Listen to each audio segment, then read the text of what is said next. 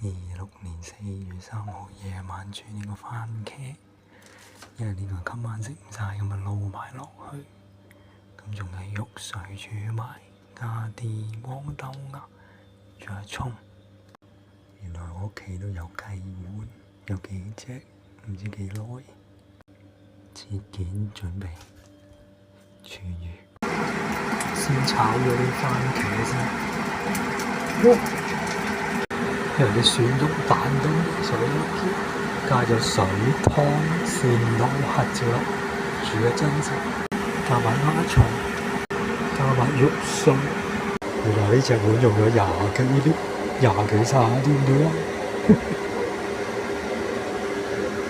加多次水湯、蠔油，差唔多啦，可以加埋啲蒜蓉啦，再加多啲芝士粉。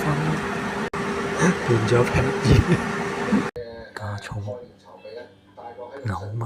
原來有啲底嗰度冇水，即係冇硬水，應該未煮得夠腍。夠未啊？用少嘅佢啲嚟。